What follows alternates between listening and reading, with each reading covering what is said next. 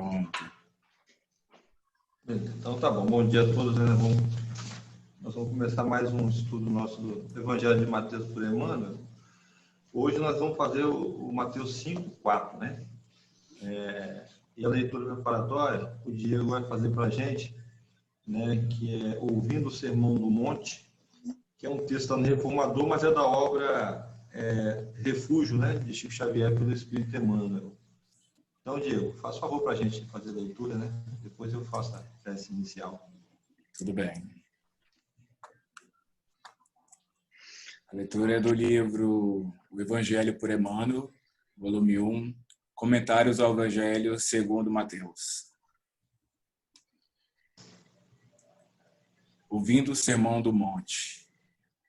Bem-aventurados os aflitos, desde que não convertam a própria dor em azorrague de recriminações e sobre a face alheia. Bem-aventurados os que choram, desde que não transforme as próprias lágrimas em venenosa indução à preguiça. Bem-aventurados os sedentos de justiça, desde que se abstenham de demandas domésticas ou de querelas nos tribunais, que apenas lhe agravariam os próprios débitos ante a lei. Bem-aventurados os humildes de espíritos, desde que não conduzam a própria modéstia ao caminho do orgulho, em que se entregarão desvairados à crítica desairosa e à condenação sistemática dos companheiros que lhes partilham a senda. Bem-aventurados os misericordiosos, desde que não façam da compaixão simples peça verbal para discursos brilhantes. A aflição com revolta chama-se desespero. Pranto com rebeldia é o poço do fel. Sede de justiça, com reivindicações apressadas, é destrutiva exigência. Singeleza com reproches, a conduta alheia é sistema de crueldade. Misericórdia, sem esforço de auxílio, é simples ornamento na boca. Cogitemos de assimilar as bem-aventuranças divinas, sem nos esquecermos, porém, de que todas elas traduzem atitudes da consciência e gestos do coração, porque só no coração e na consciência é que se fundamentam os alicerces do glorioso reino de Deus. Emmanuel. Obrigado, Diego. Nós vamos então agora, nesse momento, elevar nossos pensamentos, rogar ao nosso Mestre amado Jesus, a equipe espiritual que nos auxilia nessa atividade de estudo, para que esteja ao nosso lado nos momentos que passaremos aqui, a estudar, a compartilhar nossos ensinamentos, pedindo à espiritualidade que possa visitar cada lar e deixar que lá esteja uma tranquilidade e paz para que a atividade prossiga da melhor forma possível. Que nossos ouvidos, nossos corações estejam voltados para o estudo e que possamos, através do estudo, depois compartilhar com nossos irmãos e irmãs, que terão a oportunidade também de ouvir o que singelamente e humildemente estamos aqui a passar, a digerir o que Emmanuel deixou para a gente nas lições de Mateus. Muito obrigado, Mestre amado, pela oportunidade a nós concedida, hoje, agora e sempre. Que assim seja. Bom, gente, nós vamos então ouvir um pouco do nosso companheiro Tiago, né? Do que ele preparou, o que ele pôde compulsar aí para nos auxiliar nessa Evangelho de Mateus 5:4, que são compostos de algumas lições de Emmanuel, das obras que Emmanuel deixou para a gente, né? E nós vamos aqui também depois passar algumas observações que temos e vamos aproveitar para aprender um pouquinho mais, né? Então, Tiago, fica à vontade. Daqui a pouquinho Mira está doido para falar, né? Que ela falou semana passada. Mas nós vamos aproveitar o estudo, né? Fica à vontade aí, Tiago. A gente vai, na medida do possível, vai fazer as intervenções necessárias. Sim. Primeiramente, a gente agradece a Deus, né, pela essa sublime oportunidade que nós temos de, nesse horário, né, conseguirmos convergir o nosso tempo e reservar, né, um investimento a mais naquilo que é permanente. Né, que Deus possa nos envolver nessa hora, envolver todos aqueles que também irão assistir nessa contribuição valiosa do Espírito Emmanuel, desses estudos, né, do Evangelho. Olha, como a gente tem acompanhado ao longo dessas quarta-feiras, a gente percebe que o Emmanuel ele tem um conhecimento profundo, né, em questões da psicologia, da filosofia também, e uma amplitude muito grande em busca, né, daquela essência da mensagem de Jesus Cristo, né? Então, nós vemos também nesse profundo projeto do Espírito Emmanuel, assim como Kardec, é um ânimo, né? Um ânimo, um profundo fervor em busca de dar uma conotação real ao significado das passagens de Jesus Cristo.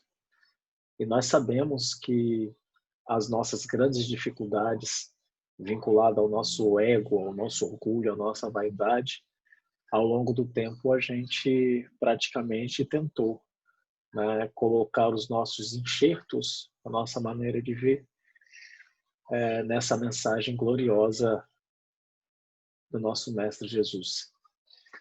Mas é importante também percebermos a importância, principalmente nesse momento de agora e a posteriori, dessas diretrizes de Jesus. Né? Me recordei aqui de Mahatma Gandhi, que certa feita, dizendo que se a gente perdesse toda a literatura do mundo, todas as bibliotecas, todos os livros, e apenas conservasse o Sermão do Monte, a gente não teria perdido nada. E você vê que é tão fantástico isso, né? E quando nós pegamos, por exemplo, o Evangelho de Mateus, esse item 5, e os itens ademais, nós vamos perceber que são diretrizes para o encontro da felicidade. E o nosso padrão de felicidade, ele está ainda muito enraizado numa visão distorcida sobre a vida material. E vejamos que nos outros estudos a gente chegou nesse caminho também. Existe uma lógica, um processo evolutivo. Você vê que em Moisés a gente tem uma visão de prática da lei mosaica para se conquistar uma longevitude existencial, ou seja, ter vida física. A gente até comentou isso sobre os outros aspectos, nos outros estudos. Posteriormente, em Jesus Cristo, amplia-se para uma questão espiritual para você ir de encontro a um reino dos céus. Então, é longevitude existencial como uma consequência de uma colheita no porvir. E com a doutrina espírita, ela consegue unir esses dois laços, trazendo para nós a materialização, se podemos assim dizer, do mundo espiritual, e também um aliado a isso, que vai trazer resposta a todo problema de ordem social, psicológica, de saúde, das relações de família, das relações na sociedade, nas relações do bairro onde nós vivemos, na relação de nação, que é a pré-existência da alma.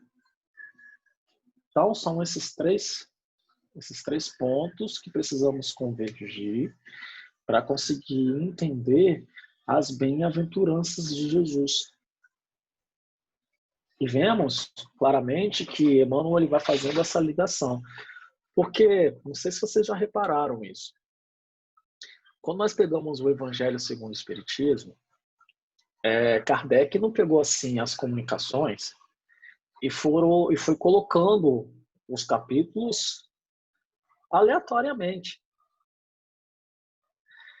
E se você, por exemplo, não sei se eu já fiz até esse comentário aqui, né? Se você pegar as 5 obras básicas, começar a fazer o estudo dela, do início da primeira página, e no outro dia, ou em conjunto, ler a segunda página, a terceira página, do Livro dos Médiuns, do Evangelho segundo o Espiritismo, a Gênesis, as obras elas se comunicam entre si.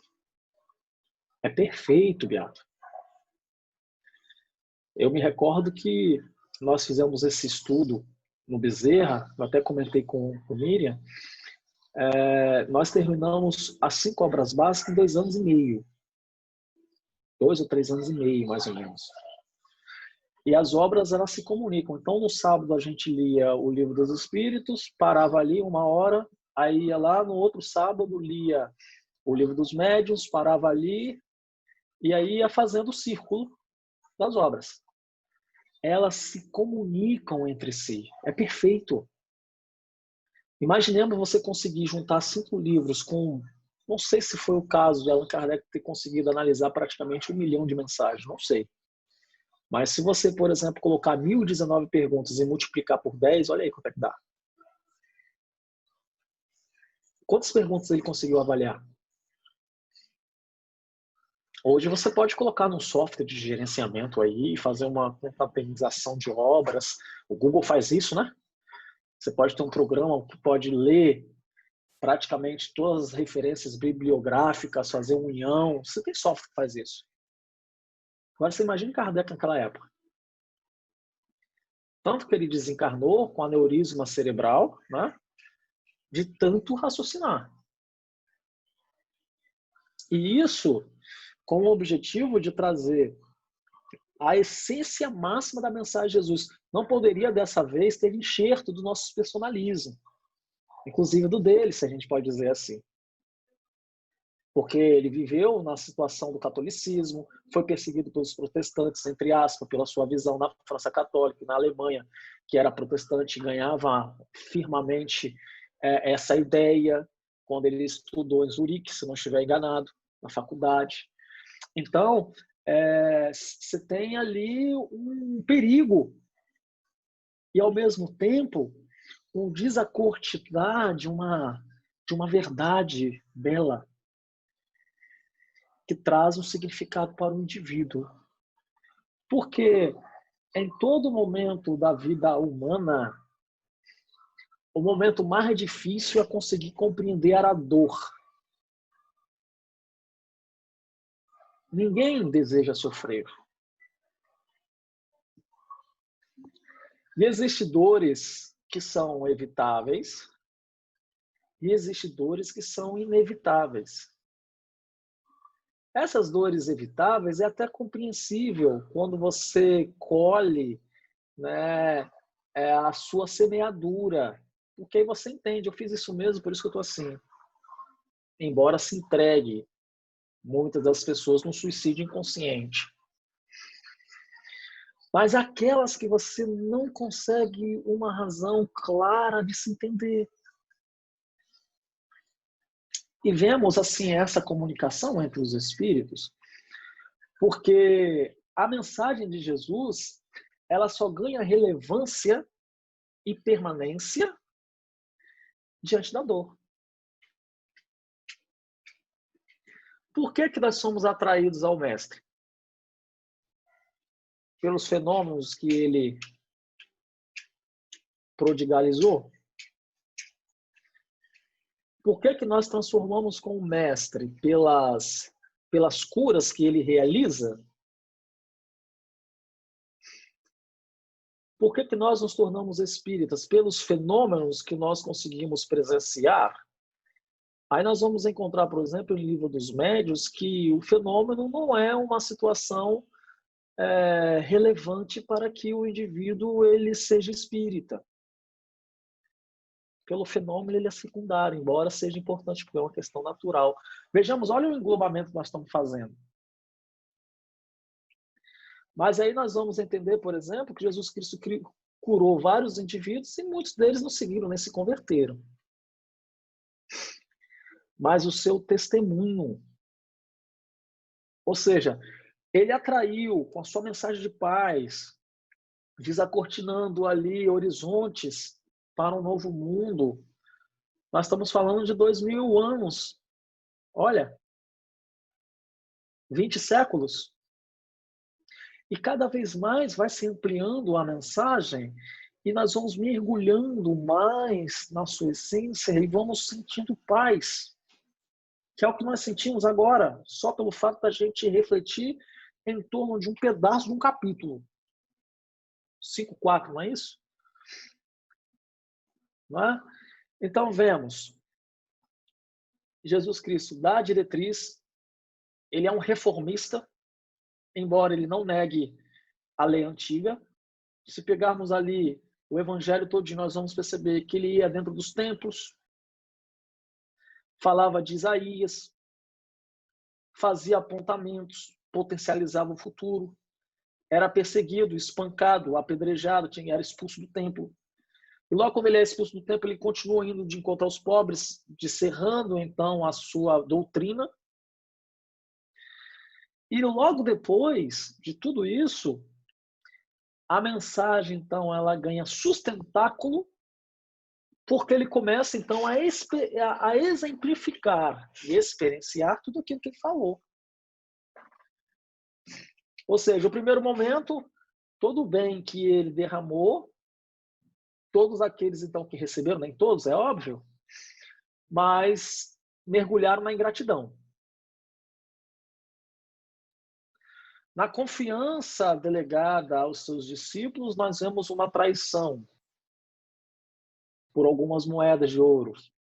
Embora a gente entenda pela literatura espírita, e Humberto de Campos também vai nos trazer essa realidade sobre a visão de Judas redimidos, ou seja, Judas foi enganado. E para que a gente entenda a personalidade de Judas e a sua influência no espiritismo, é preciso que a gente leia Leon Denis e Joana d'Arc, que foi a reencarnação de Judas. Só para você ter ideia de quem era Judas. Então, Judas não era aquele discípulo ali, apenas naquela figura, né, que a história, né, vem ao longo do tempo, né, relembrando de alguém que apenas traiu Jesus com as moedas de ouro. E sim de alguém que gostaria de que o evangelho não fosse praticado pela mansidão, e sim pela força, e fora enganado. E como sofrimento, não suportou ver o amigo, o pai, né, um profeta, realmente em sua essência, ser preso pela consequência do seu engano. Aí há, no primeiro momento, aí há acerca do sofrimento. Ele não suporta o sofrimento e busca a fuga do suicídio. Vejamos. Um primeiro ponto aí. O sofrimento e a consequência de um equívoco quando não se compreende, não se tem fé e força para resistir. Estamos falando de Judas. Leva ao suicídio. Sofrimento aí. Quantos indivíduos não entendem o sofrimento e pelas causas que passam e adentram na porta errônea do suicídio? Haja vista, por exemplo, Beato, nesse momento que a gente está passando, existe já em algumas regiões do Nordeste, do Norte do Brasil, principalmente pela Polícia Federal, já tem avaliando, de atropelamentos inexplicáveis nas BRs, que não acontecia. Que pode ser levada ao extremo da situação em que nós estamos vivendo hoje. Falta de alimento, falta de trabalho, falta de dinheiro, perda de familiares. E o indivíduo, então, não suporta, porque ele não consegue entender tudo isso. Então, como a morte, para ele, é a porta para que ele não sinta essa dor, e como inconscientemente ele cede a esses impulsos, sem pensar na consequência, ele acredita que, então, morrendo, ele vai ser curado da dor que ele está sentindo. E aí adentra nas avenidas e perde a sua vida para, a posteriori, aumentar a sua dor, como nós já sabemos. Olha aí a questão do sofrimento. Posteriormente, Jesus, então, é abandonado pelos amigos. Vocês imaginem a dor ser abandonado por Simão Pedro. E vemos o seguinte, que Santo Agostinho vai trabalhar muitas páginas. É um dos estudos mais profundos quando vai se tratar da ingratidão. Porque é dolorida a ingratidão. E vemos que nós estamos falando de dor, nós estamos nem há 15 minutos falando, olha aí o que dá. E aí Santo Agostinho vai nos dizer claramente,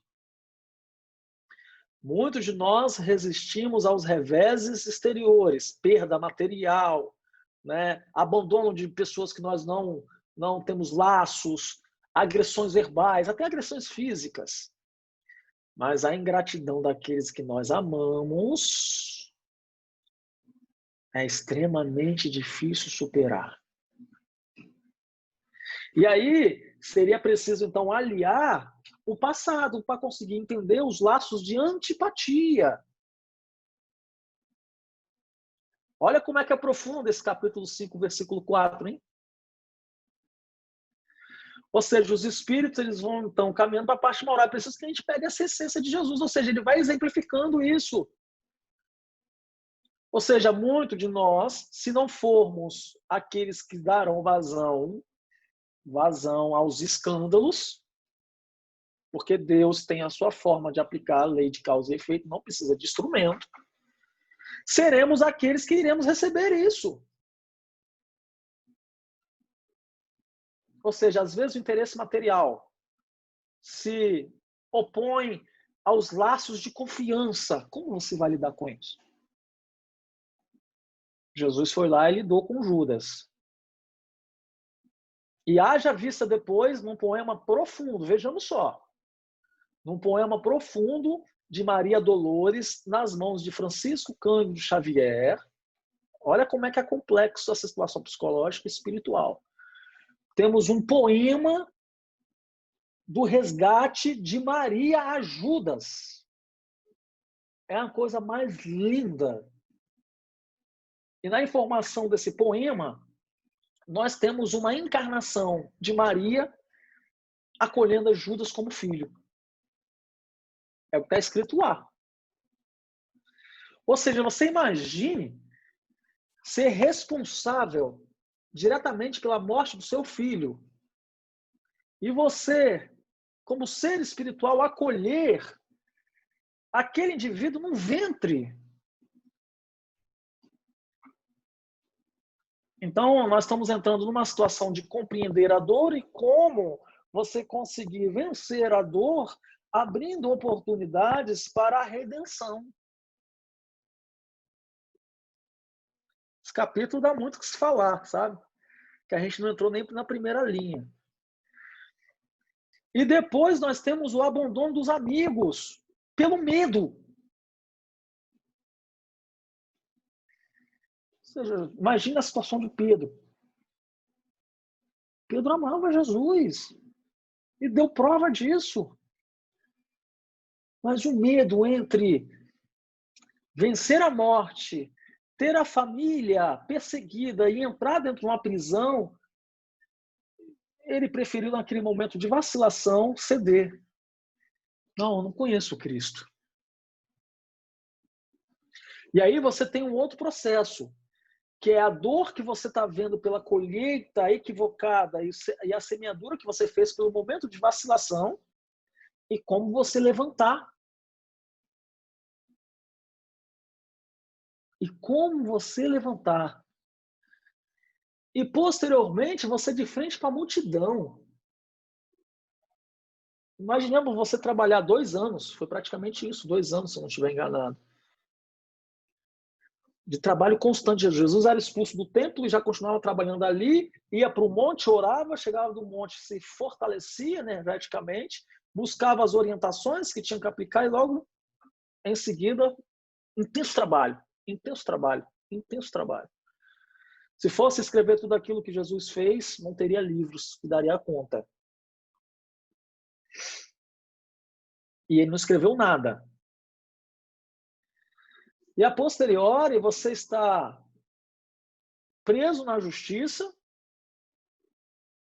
sendo inocente, de frente para a multidão, em que você potencializou essa multidão, amou essa multidão, curou essa multidão, e ser comparado a um ladrão. E ali no seu momento de dor profunda, com Barrabás e o outro que estavam ali, um se arrepende. E mesmo ali no momento de dor, de sofrimento, ele aponta para aquele outro que viu na figura íntima dele a essência do arrependimento e aponta para ele: hoje você estará comigo no paraíso. Porque ali ele percebeu, impregnado por aquele homem que estava sobre uma causa injusta sendo crucificado, ele percebeu, aquele ladrão, a importância de você ser bom e de você mudar. Gente, essas passagens são algo profundo na nossa maneira de viver, porque se você não estiver naquele lado sendo instrumento, você vai estar do outro. Não existe meio termo. Por isso que Jesus Cristo vai dizer algo importante, vejamos. Bem-aventurados aqueles que sofrem justiça em meu nome. Ou seja, a justiça do mundo ela é falha. Tudo se fecha para aquele que deseja fazer o bem. E tudo se abre para aqueles que têm, né, a ambição desenfreada, os vícios. É algo que a gente tem que pensar.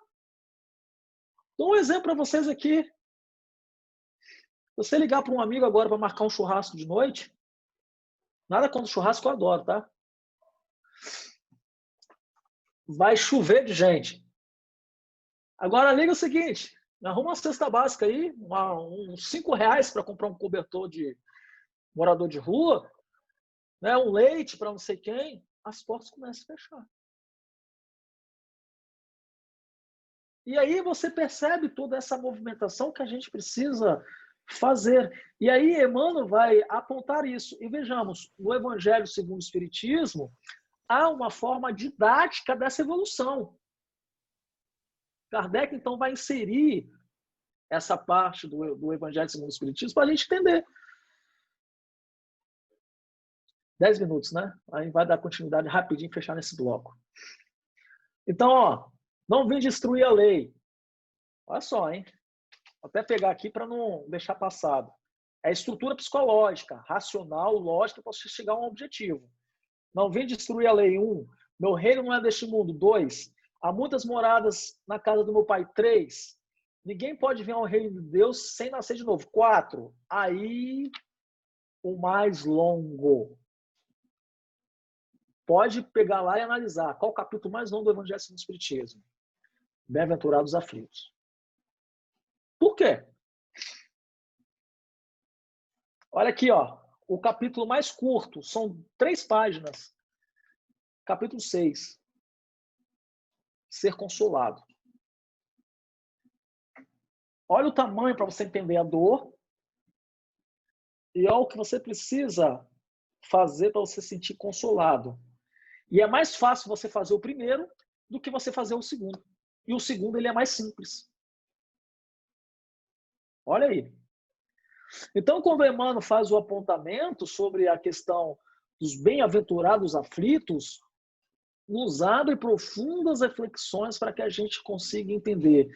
Uma coisa que eu achei assim, um texto interessante. A aflição leva à paciência. E muitas das coisas dos pacientes, segundo a visão mundana, leva à aflição. Olha,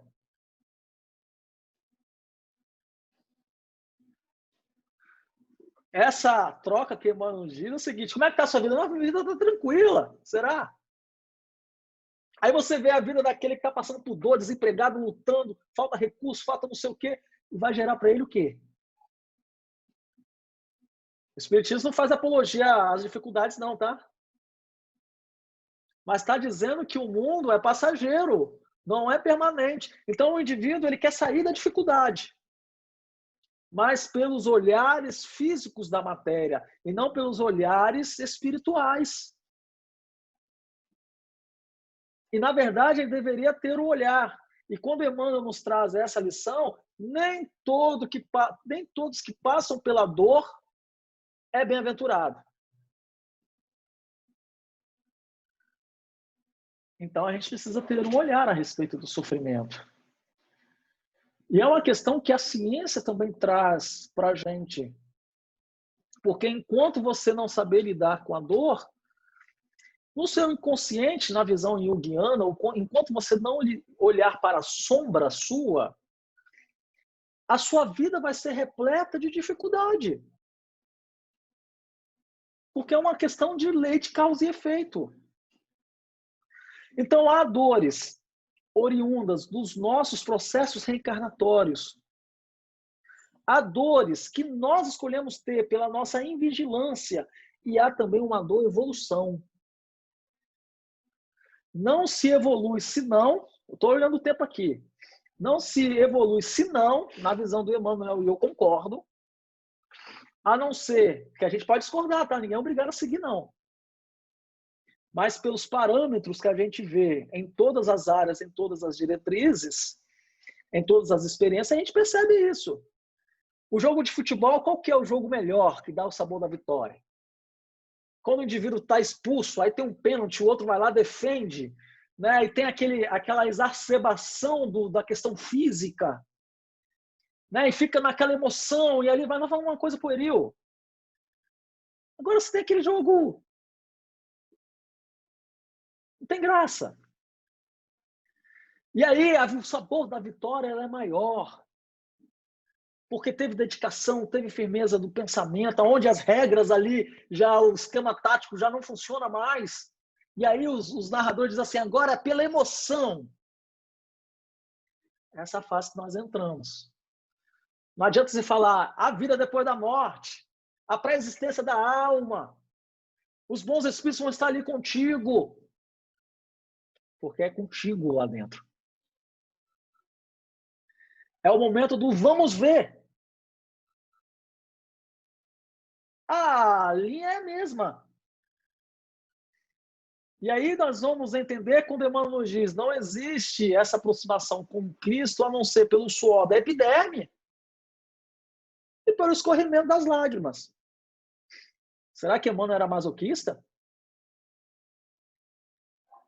Mas parece que o exemplo vai nos dizer que essas experiências elas levam o indivíduo a pensar. Ela leva o indivíduo a meditar. Porque como é que você vai decidir se você não é experimentado? Nós estamos estudando, então como é que nós vamos lidar com o sofrimento? É preciso que a gente não crie sofrimento. Mas se você for subir na escala evolutiva, você terá que passar pelo quadro negro. Emmanuel faz dá para a gente terminar nessa exemplificação. Emmanuel, no livro Fim de Luz, por exemplo, ele nos fala sobre a questão do quadro negro. A gente fica na cadeira estudando sobre o plágio do nosso orientador, do nosso professor. Então o professor vai lá, te ajuda.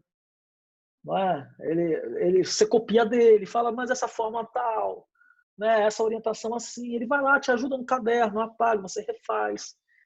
Mas chega o momento da prova final. A prova final não tem como você plagiar o professor e o professor te ajudar. É você que vai pegar o giz e vai no quadro negro. E é lá que você vai dar o testemunho. Se você vai ter o seu diploma de bom cidadão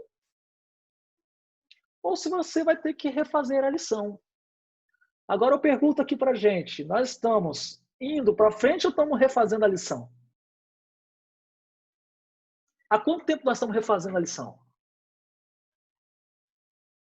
Por isso que a gente tem esse complexo de culpa. Por isso que a gente tem um medo do umbral, nós vamos para o umbral mesmo. É umas histórias que a gente vai enxertando nas cabeças. Não tem jeito. Os espíritos obsessores estão aí, a obsessão rasga a casa espírita inteira. Então, porque a gente sabe que a gente está repetindo a lição. Aí Emmanuel vai dizer, a lição que se repete é a mais difícil. Porque quando você passa direto, você tem que... Beleza, você está no outro curso. E quando você repete?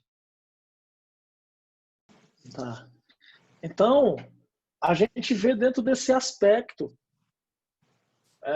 essa visão clara, racional, espiritual a respeito da dor. E aí, Beato, quando você pega o Evangelho, você vê que há ali um mediador para que você consiga a sua ascensão. Porque aí Kardec vai dar uma atenção. Vemos, a preocupação de Kardec perante a dor, ela era profunda. Se a gente pegar em obras póstumas, a gente vai ver lá 5 alternativas que a humanidade tem. Olha, ele vai falar sobre o panteísmo, sobre o deísmo, sobre o dogmatismo, sobre o protestantismo, e vai colocar, na última opção, o espiritismo. A preocupação dele não era a questão de saber qual materialismo também, qual segmento você iria seguir. A questão dele era olhar a dor, o problema, oferecer solução. O que o panteísmo dá-lhe como solução? Não tem como. Nesses aspectos morais. O materialismo. E aí ele vai falando da consequência do materialismo diante da dor, diante das provas, diante das perdas, diante das vicissitudes. E faz uma analogia à juventude. E compara dois indivíduos. Um que segue a visão dogmática e materialista e o outro que segue a visão espírita. E ele faz uma analogia àquelas pessoas que estão doentes fisicamente. Para o indivíduo que não conhece a questão espiritual e vem a dor, ele então se entrega. Para que responsabilidade? Vou morrer mesmo. Olha que legal. E aí ele vai dando uma orientação, oferecendo soluções para aqueles que querem resolver problemas. Que esse é o objetivo do Emmanuel. Se você tem um problema, resolva. Se você está com dor, busque sanar a sua dor. Se você está na vicissitude e está no quadro negro da experiência, resolva.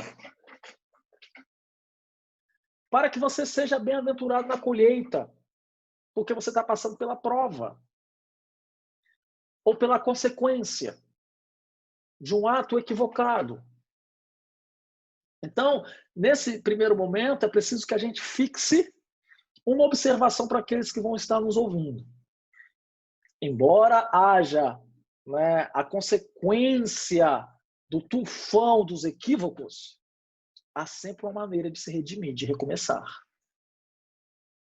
E esse recomeço, ele se dá pelo arrependimento. É preciso despertar essa realidade, é preciso se arrepender do ato que se cometeu. Nós estamos nos concentrando aqui dentro de uma visão de um indivíduo, por exemplo, que pode ser nós, que escolheu um caminho equivocado.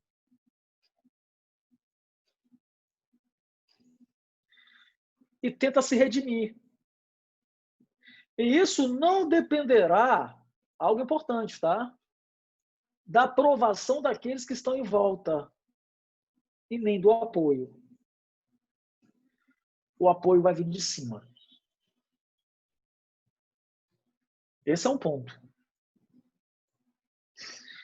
É preciso também ter um olhar para aquele indivíduo que está sofrendo e não consegue encontrar a causa desse sofrimento. Então é preciso oferecer para ele a questão teórica e prática daquilo que o Espiritismo vem trazer, a anterioridade da alma. Porque aí se traz uma outra visão. Ou seja, muito de nós, aí é importante, por exemplo, ler no Missionários da Luz, se não estiver equivocado sobre o título do livro, mas pelo capítulo é importante avaliar o Segismundo. É esse, não é? Então, olha só, Segismundo era um espírito já renovado, iluminado, mas ele tinha uma culpa. Aí que está a questão, a culpa. Como você vai se livrar da culpa? Porque é dor. Como Judas se livrou da culpa de ter traído Jesus? Primeira consequência no mundo espiritual. Ou seja, derramando sofrimento lá, por exemplo, no poema de Maria Dolores, Judas vai de encontro com a mãe expulsa ele.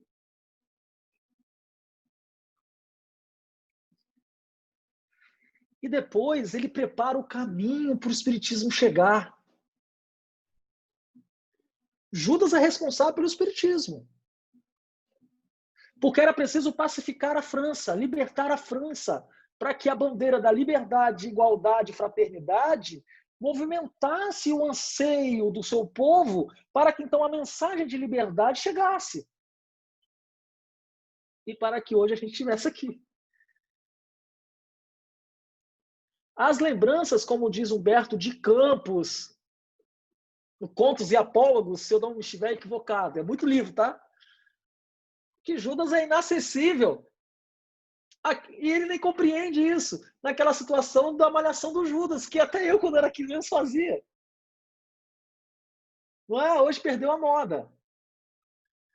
Mas eu me recordo. E quando eu li o livro, eu falei, meu Deus, como nós somos estimulados a principalmente querer condenar aquele que se equivoca. Por quê? Porque, na verdade, o esboço psicológico da traição de Judas está na gente também. E aí você quer negar em si, ataca o outro, e é como que você neutralizar-se temporariamente as culpas de sua consciência. É por isso que hoje, por exemplo, nós vemos um grande movimento daqueles que são contra o protestantismo, colocando nas suas redes sociais, claramente, aquele ato daquela pastora, infelizmente. Ela não representa o protestantismo. Ela não representa. Sabe quem representa o protestantismo? Martim Lutero. Quem foi Martim Lutero? Paulo. Aqueles que queimaram inúmeros indivíduos na Inquisição representam verdadeiramente o catolicismo? Quem representa o catolicismo? Francisco de Assis. E outros nobres padres. Percebem como nós lidamos ainda com a dor? Gente, é dor. Imaginem aquele que partiu nessa situação. Imagine a história que envolve tudo. Nós estamos colocando esse ponto porque o espiritismo não foge dos embates, tá? Não foge. Nós temos tido duras experiências que aí quando a gente olha aquelas soluções de Kardec, olha, para essa situação que aconteceu aqui, o que o espiritismo diz? Para aquela situação que aconteceu acolá, como nós precisamos viver com Cristo? Como é que o Cristo agiria? Isso é desafiador. É dor. É dor. Então, nós percebemos isso. Para que a gente consiga se redimir, que era um ponto, é resgatar aquele indivíduo que está em erro. Essa é a proposta de Jesus. E estando em erro, pode ser todos nós. Pedro se equivocou dentro da mensagem, Judas se equivocou estando em convivência com Jesus, ali do lado, você imagine. Aqueles indivíduos vendo Lázaro se levantar, vendo o cego de Jericó se despertar, curando a mulher hemorroísta, expulsando demônios, acalmando a tempestade. É muito forte isso. É porque a questão de dentro, ela não está condicionada à questão de fora. É que o Emmanuel diz, você pode escutar inúmeros oradores que podem sensibilizar o seu coração, você pode ver inúmeros fenômenos mediúnicos, de materialização, etc. Mas se aqui não abrir, não tocou. É por isso que quando a dor chega, é preciso tocar-se da dor. E aí Emmanuel vai fazer esse apontamento, ou seja, lá no Missionários da Luz, para não perder o raciocínio, a culpa carrega. Mas ele já era um espírito redimido.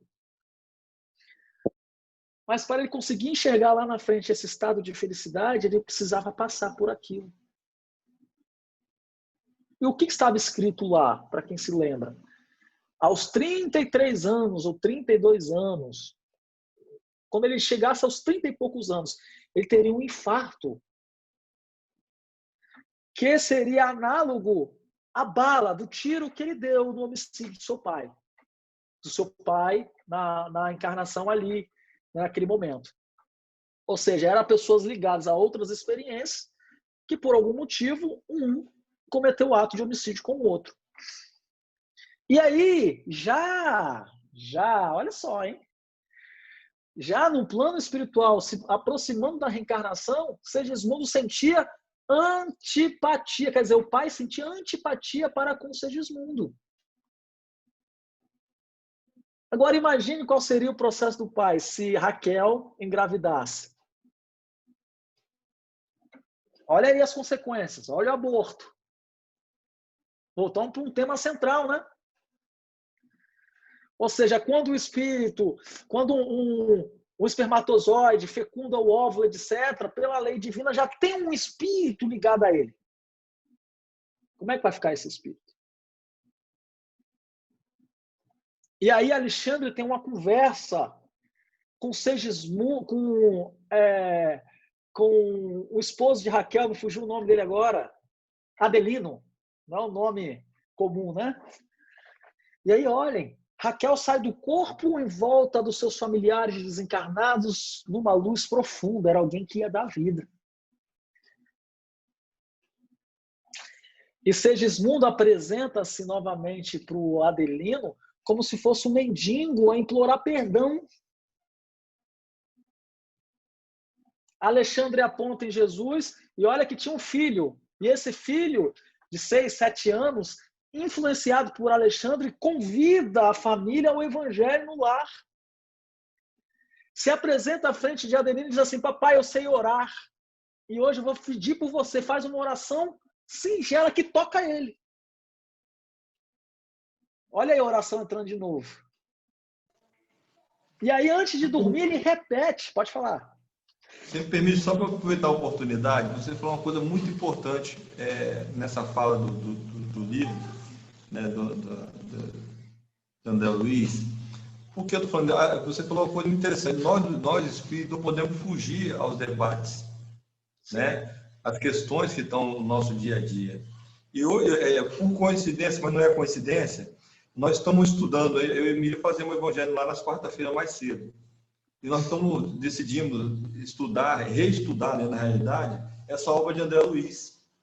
Né? E hoje nós estamos estudando justamente a parte da reencarnação do Segismundo. Né?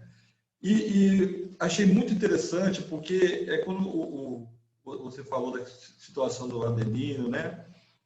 Porque o pensamento... Aqui, olha só, vou abrir aspas que fala o livro aqui. Ó.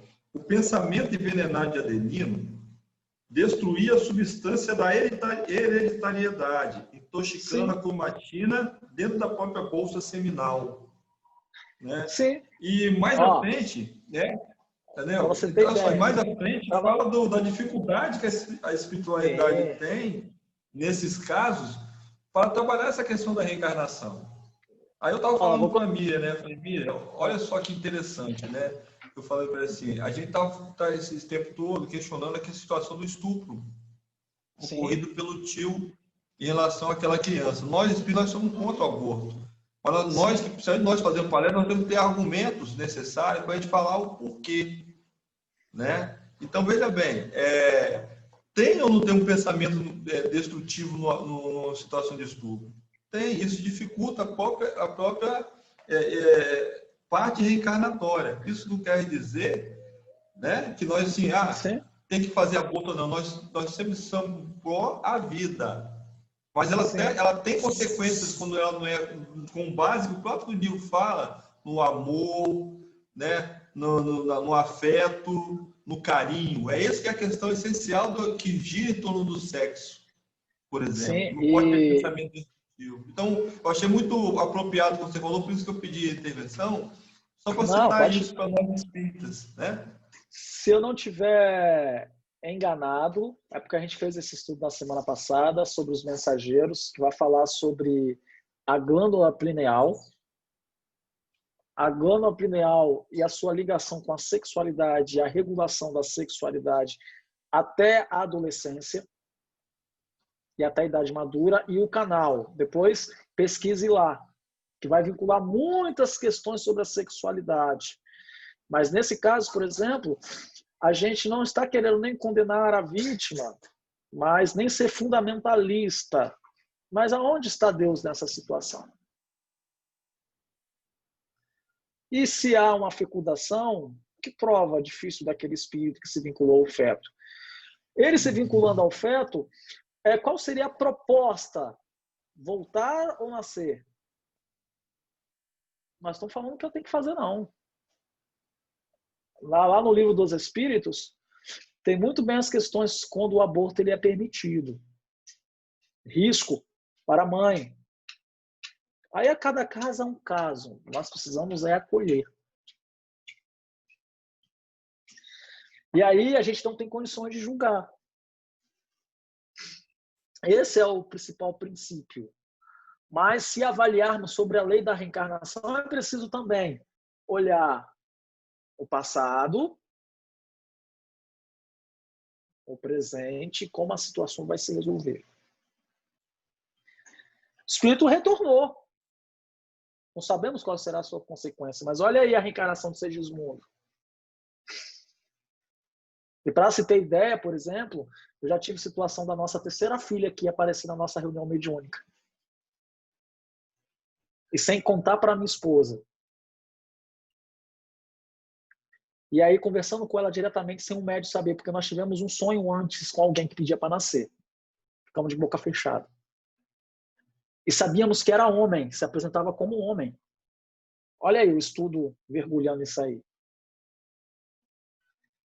E aí eu falei, se você desejar nascer, você pode vir, que lá em casa vai te dar oportunidade. Fiquei de boca calada, falei para minha esposa não. Minha esposa sem o ovário, tomando anticoncepcional, no dia do meu aniversário. Falei, é hoje. Olha o magnetismo aí, ó. É hoje. Potencializa a sexualidade, os dois harmonizados. E depois, no outro dia, eu falei assim, você engravidou. E ela falou assim, eu senti. Olha aí. Agora, vamos comprovar realmente a questão? Aí ficamos na dúvida. Será menino ou será menina? Aí o José Grosso veio na reunião junto com o Palminha. Já tinham na dúvida para ver se era menina. E aí confirmou que era menina antes do exame. Ele falou, melhor ser menina, porque melhor é. Ele fez uma rima. E aí confirmou que era menina. Eu falei, bom, agora tem algum aspecto aí, porque eu ouvi o espírito se apresentando como menino e agora reencarnou como menina. E aí nós escolhemos o nome. Lorena. Depois veio o Palminha e disse assim, sabe por que você escolheu o nome dela de Lorena? A mãe escolheu, porque ela é metade loura e metade morena. Fez um outro verso. Ela nasceu com os cabelos pretos, liso. Vai ver agora. Claros. Confirmou. E quando ela era pequena, várias vezes ela falava assim, eu sou menino. Qual que era a ascendência dela? Tanto que tem um carrinho aqui, que é um carrinho que um amigo meu fez, que é rosa, que ela adora dirigir, adora carro. Olha o aspecto da reencarnação aí, batendo firme. E aí mergulha dentro de um mar com 3 meninas, com mais 2 meninas, extremamente vaidosas para ela aprender a ser mulher. Está aprendendo. Essa experiência que você teve, eu tive uma intensidade menor. Eu tive em sonho.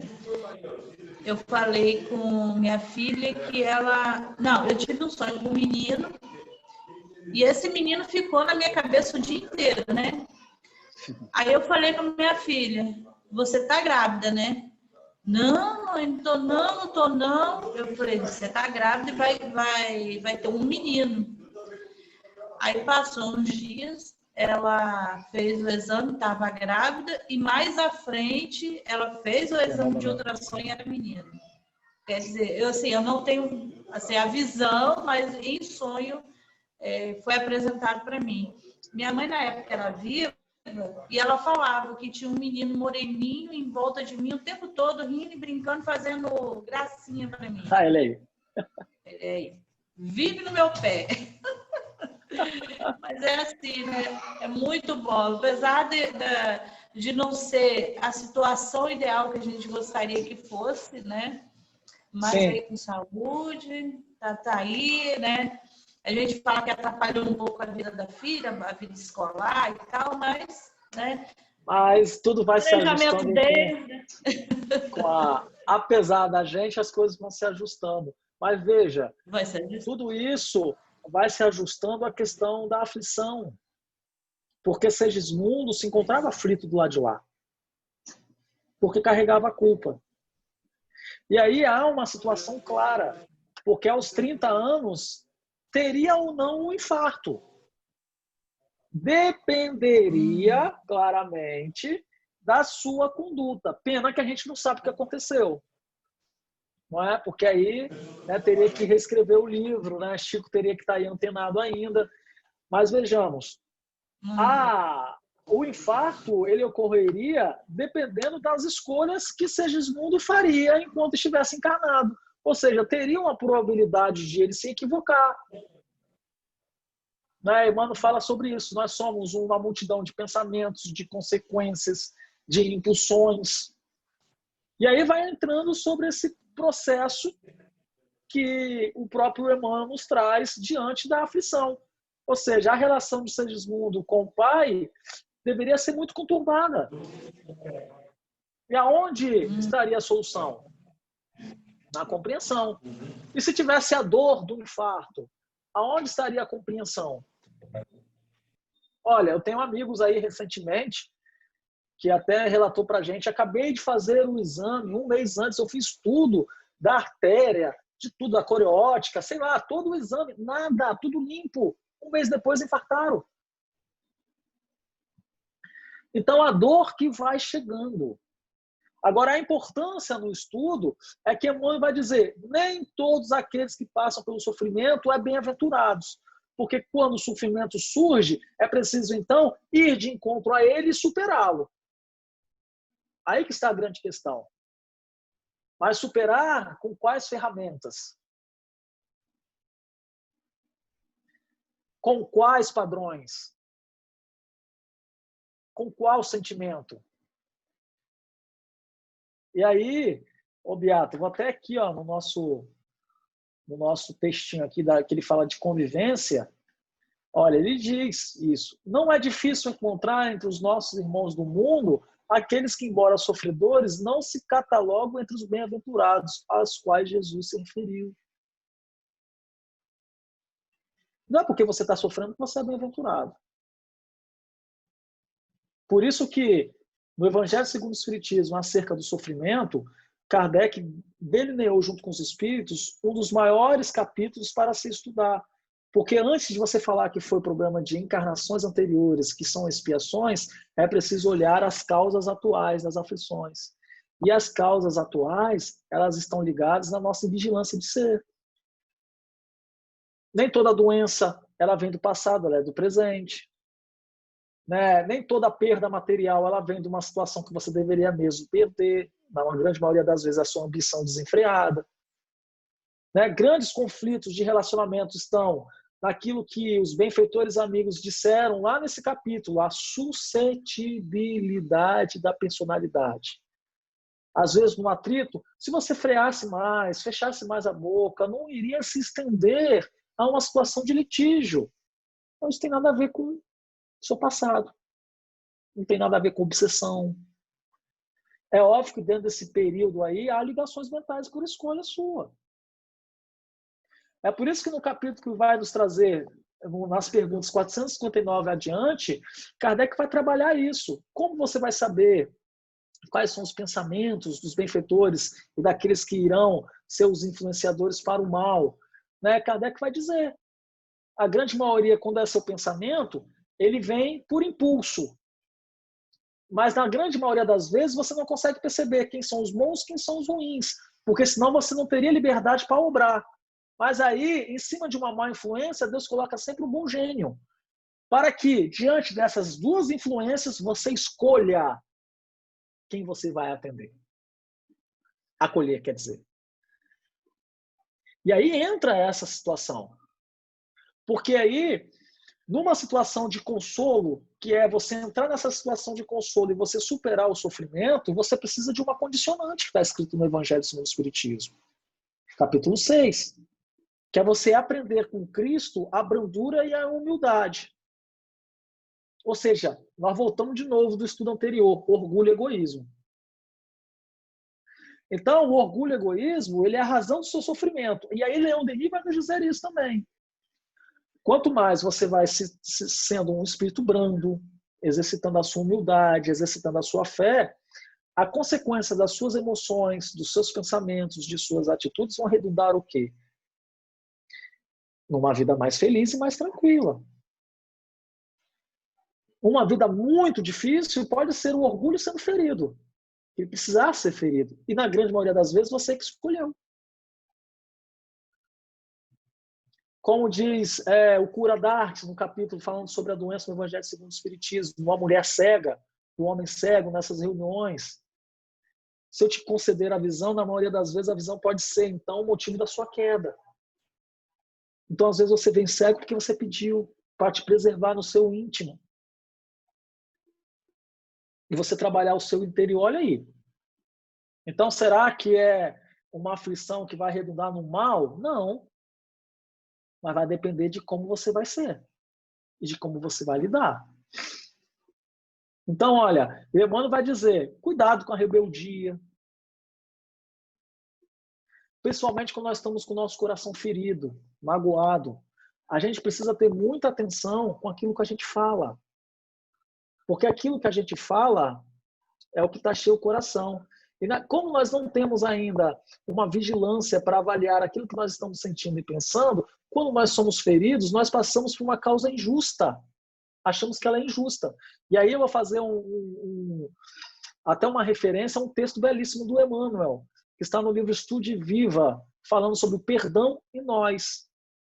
E aí, aquela causa da mágoa ou do ferimento das nossas relações fica ali, o nome da pessoa. Você está sempre ali o dia inteiro a falar do ato para várias pessoas que estão em volta, porque você está querendo reforçar que aquilo que você recebeu é injusto. Olha aí. E quando ainda há, porque nós estamos falando aqui de ingratidão, de ofensa, de perseguição, né? Falamos de aborto, falamos de suicídio. Isso tudo está no texto. Então, Emmanuel vai nos falar, ó, muitos deles se acolhem à rebeldia sistemática, contraindo débitos que os afetam de imediato. São companheiros que se voltam contra os obstáculos suscetíveis de ofertar-lhe a precisa oportunidade de ascensão às mais altas experiências. Como que nós vamos sentir Jesus Cristo se não passar pelo buril? Então, às vezes, a situação não tem nada a ver com existências anteriores, não tem nada a ver com a sua invigilância. Se a gente tiver essa honra, olha, deram um decreto para a gente, do lado de lá para cá, e já tem condições de subir uma escada. Então vai chegar uma prova difícil, que não tem nada a ver com outras encarnações, que não tem nada a ver sobre o processo da sua vigilância. Mas vamos dar, então, um encargo a ele a passar por essa prova para ver se ele tem condições de receber, em nome de Jesus Cristo, trabalhos maiores? Olha aí, tanta dor que a gente precisa avaliar. E se a gente for digno de estar nesta classe, é preciso perseverança. É preciso compreensão. Porque é um prêmio. Imaginemos partir dessa aqui, ó. Beato foi perseguido em nome de Jesus. Olha. Não é, Diego? Olha aí. Isso é uma honra, gente. É um merecimento. E Chico, depois de completar, olha só, hein? de completar aquela quantidade de psicografia que ele tinha só 30. A missão dele era 30. Aí ele não queria mais. Aí Emmanuel disse assim, então tá bom, você não quer mais, então você vai encontrar uma roda de um caminhão. Beleza. Aí ele quis a roda. Não. Aí depois de uma quantidade maior de experiência, que foi muita, né? Traição do filho adotivo, né? Abandono dos amigos, cusparada na cara de psicografia verdadeira, né? Perseguição no jornal como louco numa banheira. Aí depois vem uma mensagem do Emmanuel dizendo assim, Chico, você recebeu um decreto aqui agora. A sua vida não lhe pertence mais. Ela está outorgada na mão de Deus. Agora nem a sua vida é sua. Olha isso. É um outro padrão de compreensão de dor. E aí a gente faz esse apontamento aí, ó. São companheiros que se voltam contra os obstáculos. Vão vencer o obstáculo. Não sabemos se nós iremos conseguir. Com a pessoa que nós temos dificuldade, oremos. Porque a pessoa que se apresentou para nós ferindo mostra aquilo que a gente precisa fazer para merecer uma escada a mais de trabalho e de oportunidade, de se libertar da algema. Se a dificuldade material chegou, avalie se você não tem responsabilidade direta nela. Se não tiver, alegre-se e se esforce para contornar. E se for, reavalie para que ela não aconteça mais. Reserve-se o tempo para então conectar-se com os benfeitores amigos e vejamos bem que não podemos esquecer, porque aí, Beato, depois desse capítulo e da consolação, vai tendo agora as diretrizes. Não vai precisar não, acho que já vai estar bom, né? Falta 8 minutos, né? Tem as diretrizes. E para você ser trabalhador de última hora, é preciso você passar para o capítulo 19. Fé. Tem que ser pela fé. Fé humana e fé divina. Na fé humana, o seu pensamento vai lá no universo, se você acredita que você tem condições de superar. Manipula o fluido, olha que legal, hein? E vai lá removendo os obstáculos lá no futuro para aquilo que você deseja realizar. Então a gente não consegue superar a dor porque a gente não quer. Não consegue superar a morte porque a gente não está fazendo esforço. Tem que fazer mais esforço então. Não sabemos quando. Mas é preciso... Olha aí, né, Beato? No capítulo dos vícios das virtudes. O mínimo de esforço é o mínimo. Então faça o mínimo. E aí vai redundar para você compreender a aflição, vai ter como prêmio o consolo e vai ter como consequência uma vida de paz. Então, no momento, a gente precisa lidar com esse passado, precisa educar para que a nossa aflição não seja criada pelas causas atuais, lá naquela linha. E se Deus permitir, a gente entra por essa fileira. Ser um aflito por decreto do Cristo para dar testemunho da mensagem e já no mundo sentir a alegria dos anjos. Tudo vai estar desabando em volta. Mas você vai estar feliz, em paz, porque a sua consciência não está ligado ao processo do ato. Não tem culpa. É somente a sementeira para dar mais abertura pelo processo de fraternidade universal. Bom, vou parar por aqui, né? Tem 6 minutos. Eu gostaria só de fazer um comentário da minha experiência da semana passada, porque só de pensar em falar doía tudo, né? Não só o dente, cabeça, o corpo. E eu fui fazer uma reflexão, acho que eu estava meio fora de mim, né? Sobre a minha dor, né? A dor da minha cirurgia. E eu cheguei à seguinte conclusão. Eu fugi da dentista uma semana. Na outra semana, ela não pôde me atender. Na terceira semana que ela me atendeu, ela fez as 3 cirurgias que eu devia ter feito antes. Aí eu falei assim, é muito melhor, né, você encarar seu problema de frente e você ir cuidando, né, de si aos poucos, do que você encarar, às vezes, o problema de uma vez só. Esse é o nosso problema do repetir, ficar repetindo a lição, né?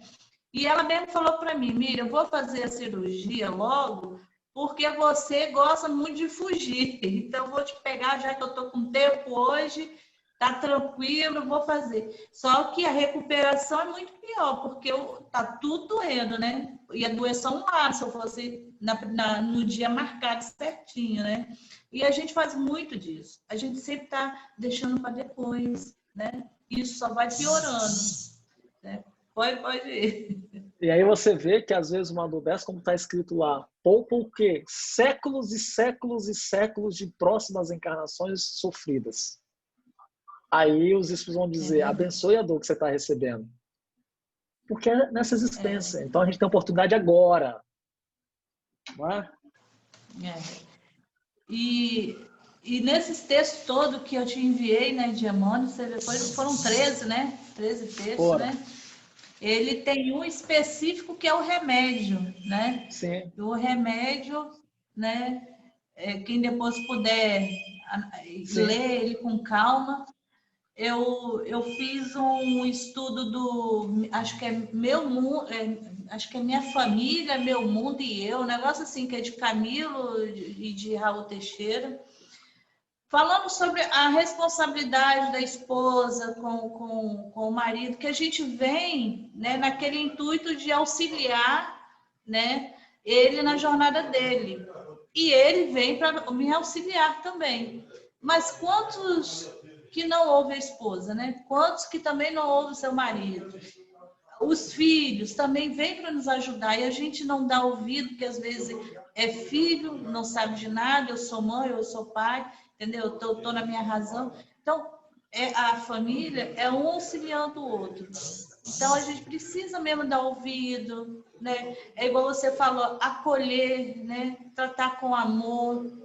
Eu fiquei muito indignada com a história dessa menina que teve que cometer o aborto, né?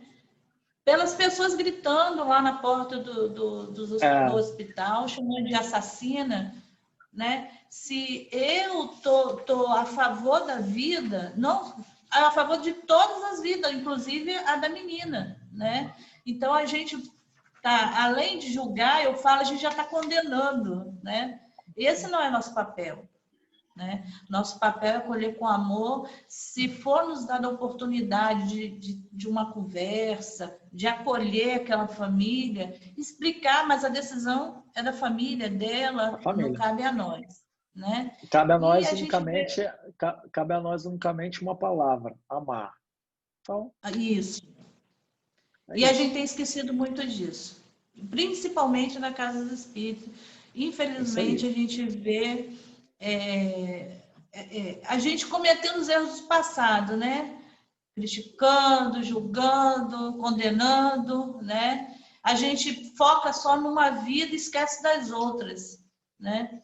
Infelizmente, até aquele que cometeu esse ato criminoso, né? Agora falta um minuto, né?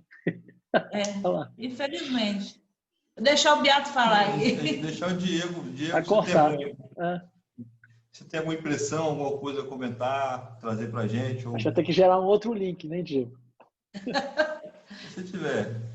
Eu gostaria de ouvir o Diego também, né? Hoje, só tem um minuto, tá? Hoje foi um dia que eu acordei de um longo sono de 6 meses. E essa aula de hoje, ela serviu para mim para coroar tudo aquilo que eu estava precisando ouvir para seguir daqui para frente. Então, que sirva para outras pessoas que estão na mesma situação.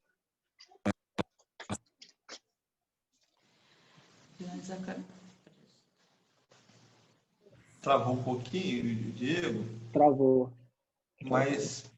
Mas eu entendi, Diego. Que bom que serviu de lição, né? Por causa que tem um minuto. Que maravilha.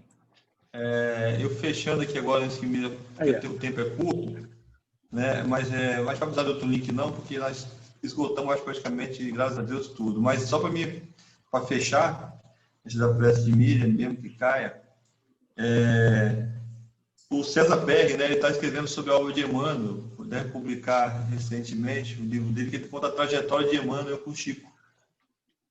Sugiro a leitura, que é muito bom para a gente, para todos nós que somos estudantes, Porque eu já fiz essa palestra sobre as aflições algumas vezes, citei isoladamente alguns trechos das obras de Emmanuel. Mas quando você pega essa quantidade de texto que tem aqui,